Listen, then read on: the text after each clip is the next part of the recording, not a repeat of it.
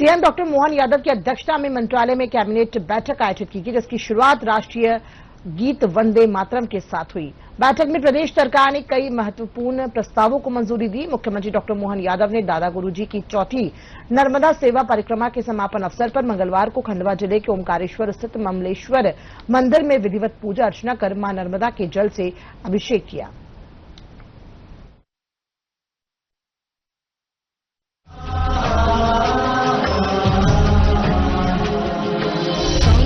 शिव भोले उमापति महादेव, शंकर शिव भोले उमापति महादेव, पालनहार परमेश्वर विश्वरूप महादेव, पालनहार परमेश्वर विश्वरूप महादेव।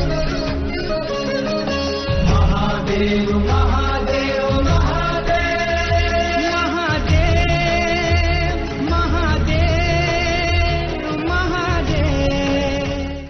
सीएम डॉक्टर मोहन यादव की अध्यक्षता में मंत्रालय में कैबिनेट बैठक आयोजित की गई, जिसकी शुरुआत राष्ट्रगीत वंदे मातरम के साथ हुई। बैठक में प्रदेश सरकार ने कई महत्वपूर्ण प्रस्तावों को मंजूरी दी है। इनमें स्वामित्व योजना के तहत 40 लाख संपत्तियों की मुफ्त रजिस्ट्री, युवाओं के लिए नए मानदेय योजना और कई विभागों की योजनाओं को आगे जारी रखने जैसे बड़े फैसले शामिल है। प्रदेश के एमएसएमई मंत्री चैतन्य कुमार कश्यप ने फैसलों की जानकारी दी है। बैठक में यूपीएससी एग्जाम में जो 10 टॉपर्स आए हैं, उनमें से 2 एमपी के हैं।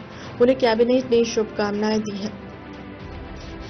मध्य प्रदेश सरकार की कैबिनेट बैठक मुख्यमंत्री डॉक्टर मोहन यादव जी की अध्यक्षता में संपन्न हुई। पिछली बैठक तो भगोरिया पर्व को देखते हुए बड़वानी के अंदर की गई थी और जिससे भगोरिया को एक राष्ट्रीय पहचान भी प्राप्त हुई है। आज की बैठक में महत्वपूर्ण मुद्दे जो थे वह एक तो जो 10 आईएएस के टॉप 10 टॉपर्स आए हैं, उनमें से 2 युवा हमारे मध्य प्रदेश के आए हैं, इसलिए उनको हमने शुभकामनाएं भी दी। मुख्यमंत्री जी ने उसका उल्लेख भी करा कि हमारे प्रदेश के युवा लगातार प्रगतिशील हैं। इसी के साथ में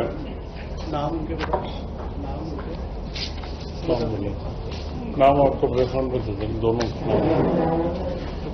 सचिव के नाम।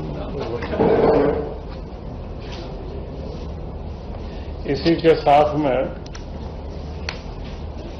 इस बार गेहूं उपार्जन में जो 2585 रुपए का केंद्र का मिनिमम समर्थन मूल्य था, उसमें मध्य प्रदेश सरकार ने पहली बार 40 रुपए का बोनस जोड़ करके और उसे 2625 रुपए में खरीदी करने का निर्णय लिया है। यह कदम जो हमारे घोषणा पत्र में 2700 रुपए का कदम है, उसमें यह क्रमबद्ध बढ़ने की शुरुआत हुई है और इसी के साथ में उड़द के ऊपर 600 रुपए प्रति क्विंटल की दर से बोनस देने का भी निश्चय किया गया है। कृषि वर्ष को इस बार मनाना भी है।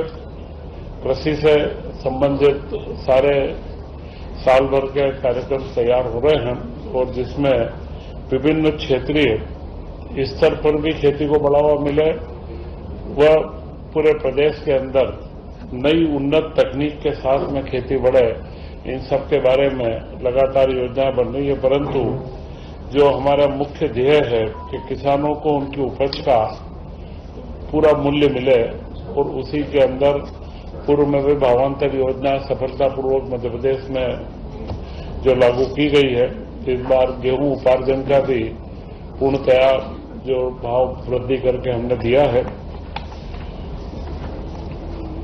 इसी के साथ एक महत्वपूर्ण विषय था स्वामित्व योजना का, जिसमें 46 लाख परिवारों को चिन्हित किया गया जिनके पास में कोई अपने स्वामित्व के दस्तावेज नहीं है।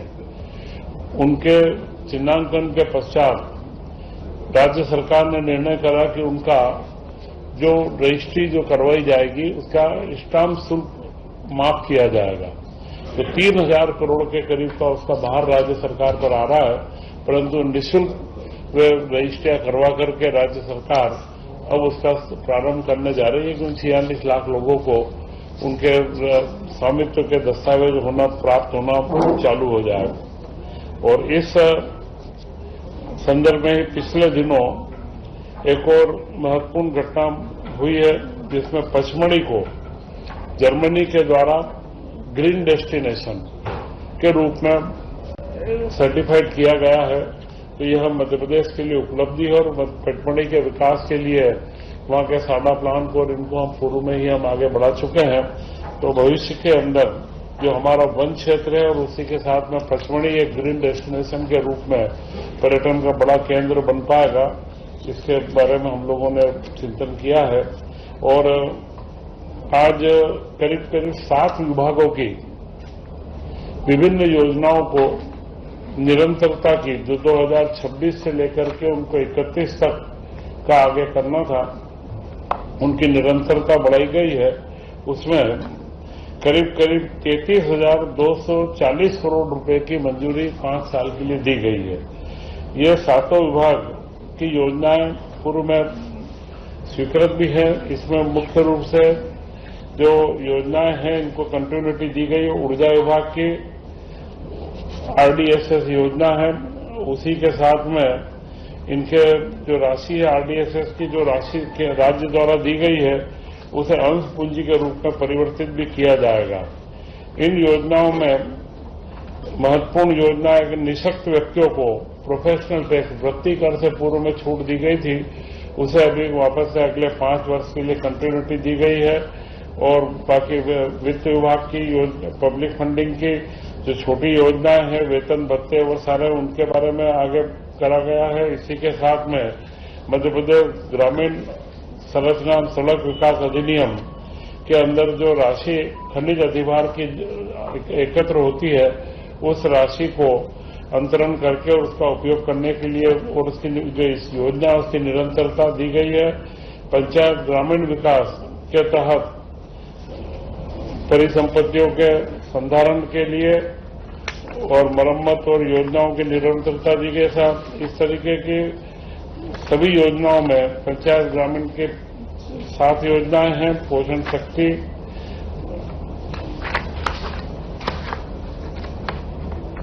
इसके साथ योजना आर्थिक सांख्यिकी विभाग के अंदर नीति आयोग के सारे वेतन भत्ते और उनकी कंटिन्यूटी की योजना है। और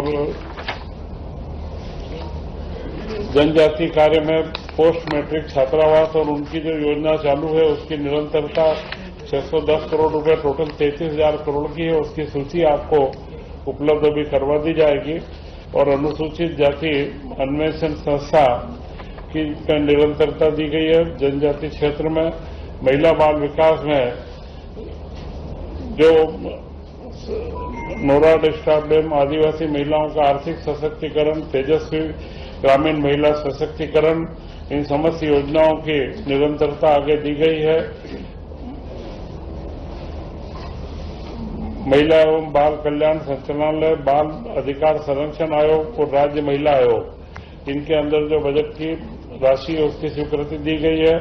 और सूक्ष्म लघु तथा मध्यम विभाग का तीनों कार्य जो मुख्य निवेश संवर्धन की जो सहायता दी जाती है उसकी योजना को 26 से 31 तक तथा स्टार्टअप की योजना को 2026 से 31 तक वो विभाग के जिला व रीजनल कार्यालयों को निरंतरता के लिए इसमें आगे बढ़ाया गया है। 10,000 करोड़ के करीब इसमें सब्सिडी का प्रावधान है और स्टार्टअप में 600 करोड़ के करीब खर्च का प्रावधान दिया गया है।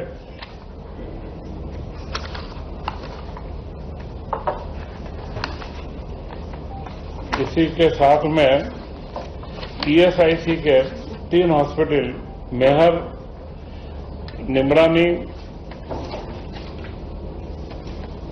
ये 3 अस्पतालों के बारे में कैमूर, कटनी का, इनको वहां पर स्टाफ की उपलब्धता को केंद्र सरकार इनके भवन बनवा रही है, स्टाफ की उपलब्धता राज्य सरकार को करना है, तो यह स्वीकृति दी गई है।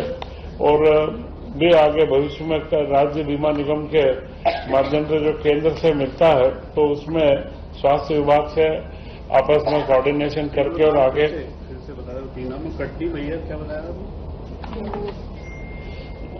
मेहर, केमूर तथा निमरानी। राशि कितनी से? इनमें पदों की स्वीकृति दे रहे हैं। उनकी डिस्पेंसरी है उन श्रमिकों के लिए, तो श्रम विभाग के माध्यम से इनमें पदों की स्वीकृति डॉक्टर्स की होगी और उसका नए विद्यालय का निर्माण का पूरा खर्च भारत सरकार उठाएगी। और जो इसके बाद इसमें 51 पद लगेंगे, उन पदों के लिए हमारे यहाँ से स्वीकृति दी गई है। चितरंगी विधानसभा में एक व्यवहार न्यायाधीश का खंड व उसके नवीन पद का सृजन किए जाने की मांग लंबे समय से चितरंगी की थी, उसे भी आज स्वीकृति दी गई है। एक जिला एक उत्पाद, कुटीर ग्राम उद्योग विभाग, यह बड़ा महत्वपूर्ण क्षेत्र है कि वन डिस्ट्रिक्ट वन प्रोडक्ट में जो हमारे परंपरागत उत्पाद हैं और जो वहां के कारीगर हैं, उनके जो नीतियां बनी हुई है उनकी निरंतरता की भी आज मंजूरी दी गई। और उसी के साथ में मुख्यमंत्री जी की मंशा है कि इन उद्योगों को अब वर्तमान समय में आधुनिकीकरण भी किया जाए। तो उद्योग विभाग और कुटीर लघु उद्योग विभाग मिलकर के इन प्रोग्राम को, इनके कार्यक्रमों को आगे बढ़ाए और इनके अंदर जो भी सहूलियतें हो सकती है, क्योंकि समय के साथ में बदलाव काफी आए हैं, इनके टेक्नोलॉजी डेवलपमेंट या इनके टेस्टिंग की लैब की स्थापना हो या कोई कॉमन फैसिलिटी हो, तो इन सब के लिए एमएसएमई, उद्योग विभाग एवं ग्रामीण कुटीर उद्योग के विभाग के माध्यम से तीनों को संयुक्त रूप से योजना बनाने के बारे में भी आज निर्देशित किया गया है, जिससे वन डिस्ट्रिक्ट वन प्रोडक्ट में, जैसा यह सीधी के अंदर दरी एवं कारपेट, दतिया में गुड़, अशोकनगर में चंदेरी हैंडलूम, भोपाल में जरी, जरदोजी, पर्स व जूट के उत्पाद, धार में बाग प्रिंट, सीहोर में लकड़ी के खिलौने, उज्जैन में बटिक प्रिंट। तो इनमें 37.5 करोड़ रुपए की डीपीआर तैयार की गई है कि इन प्रोडक्ट के विकास के लिए इनमें जहां पर जीआई टैगिंग की आवश्यकता है वो किया जाएगा, या जो टेक्नोलॉजिकल सपोर्ट की आवश्यकता उन सारी योजनाओं की निरंतरता की इसके अंदर निर्णय आज किया गया है। मुख्यमंत्री डॉक्टर मोहन यादव ने दादा गुरुजी की चौथी नर्मदा सेवा परिक्रमा के समापन अवसर पर खंडवा जिले के ओमकारेश्वर पहुंचे। इस दौरान सीएम ने ओमकारेश्वर स्थित ममलेश्वर मंदिर में विधिवत पूजा अर्चना कर मां नर्मदा के जल से अभिषेक किया। पूजा अर्चना कर भगवान ममलेश्वर से प्रदेशवासियों की सुख समृद्धि की कामना की है। मुख्यमंत्री डॉक्टर मोहन यादव ने दादा गुरुजी और पंचायत मंत्री प्रहलाद पटेल के साथ ओमकारेश्वर के गजानन आश्रम से ममलेश्वर तक नर्मदा जल का कलश लेकर पदयात्रा करते हुए ममलेश्वर मंदिर पहुंचे। इस अवसर पर मानधाता क्षेत्र के विधायक नारायण पटेल सहित अन्य जनप्रतिनिधि और अधिकारी मौजूद थे।